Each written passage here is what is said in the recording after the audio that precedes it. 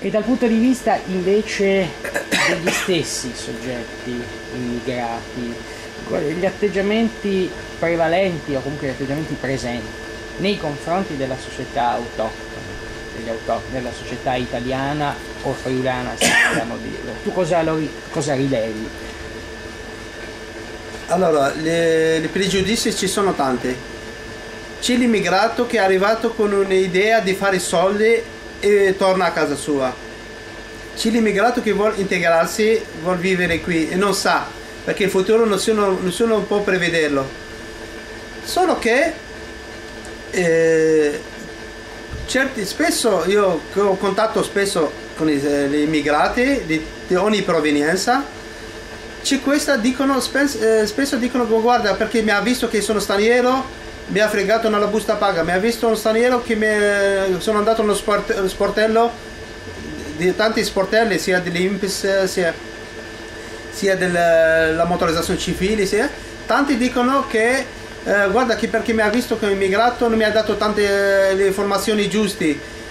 Ci sono sempre queste idee che c'è questo distacco, che l'immigrato basta di darlo, si vede l'autoctono invece di un immigrato che basta che lui guadagni un po' di soldi, le basta, deve svegliarsi la mattina, va a lavorare, torna la sera a dormire e si fa una monotonia per tutta la settimana e quasi quasi si pensa che è proibito di prendere la domenica perché deve girare in città, allora è proibito quasi. Cioè, mi sembra di capire, sempre collocandoci dal punto di vista degli stranieri, che c'è una percezione di atteggiamenti scorretti, forse di ingiustizie che vanno a detrimento della serenità dello stesso straniero, che forse desidera una integrazione pacifica profonda, forse una assimilazione. Io penso di sì, l'immigrato che ha pagato, che ha venduto, qualche volta hanno venduto i loro terreni, le loro case per venire qui,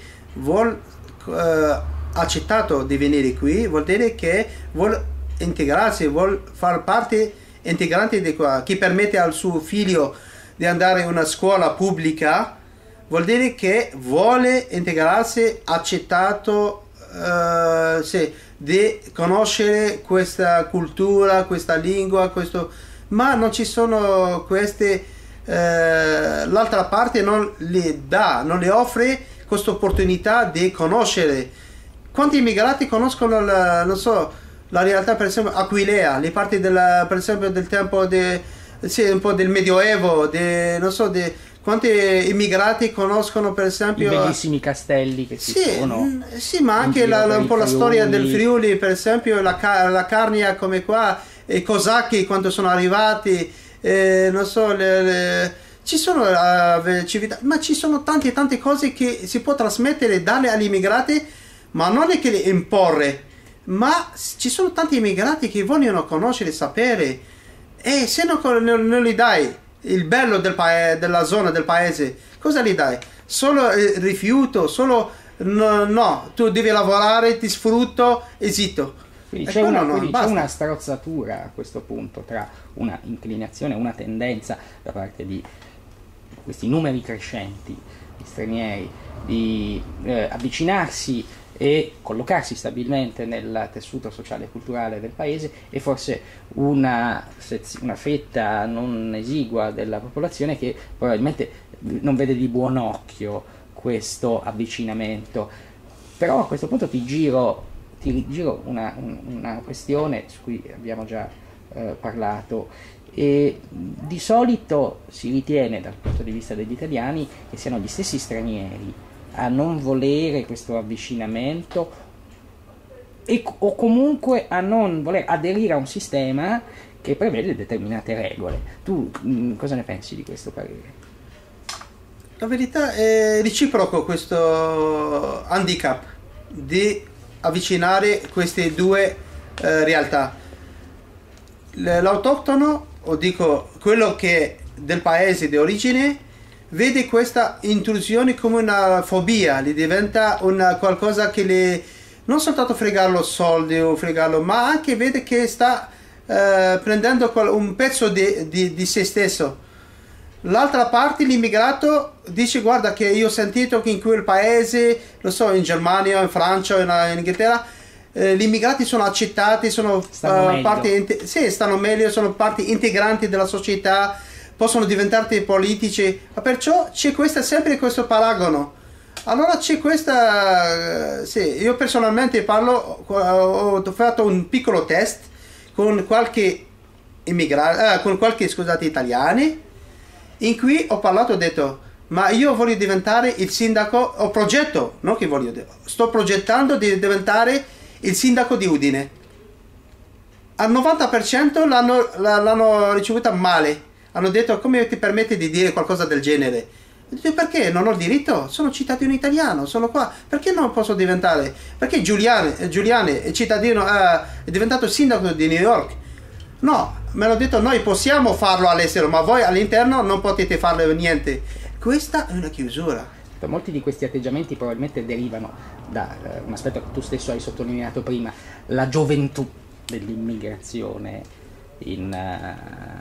la relativa novità dell'immigrazione in Italia. Certo, se portiamo ad esempio paesi come gli Stati Uniti, la Germania o la Francia, che conoscono l'immigrazione da molti anni, il paragone non può che essere sfavorevole.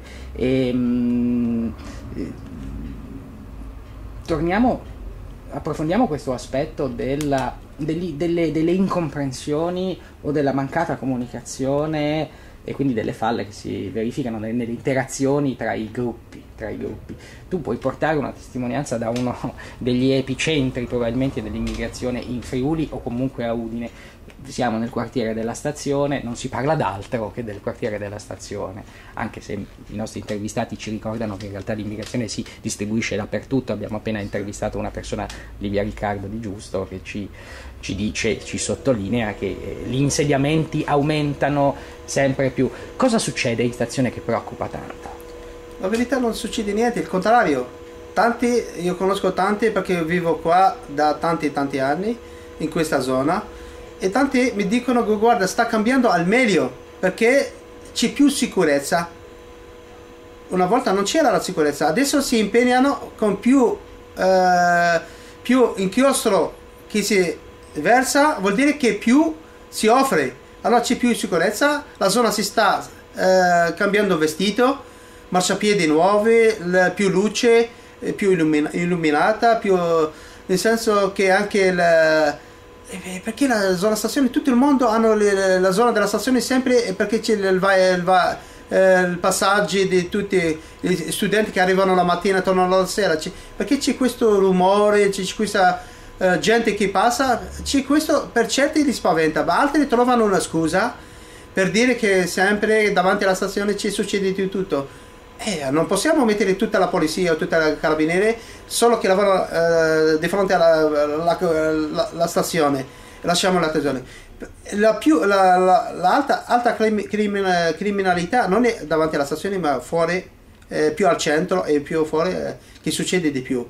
Ma perché sono nate due associazioni, una dell'estrema destra e l'altra un po' hanno altri scopi, e non hanno trovato niente da fare solo per avere un po' questa idea di far, perché c'è questa aggressività nella persona stessa per far paura alle altre persone, allarmismo. Sì, e loro creano questo conflitto fra i servizi di sicurezza e gli immigrati, perché qualche volta loro che impediscono questo approccio, perché adesso il poliziotto viene questa zona della stazione, non è che l'immigrato non lo vede questo poliziotto come una sicurezza, lo vede come un impostore, arriva a lui, dammi i documenti, qualche volta sotto la pioggia, dammi i documenti, l'immigrato diventa bagnato come una gallina, il poliziotto dentro la macchina.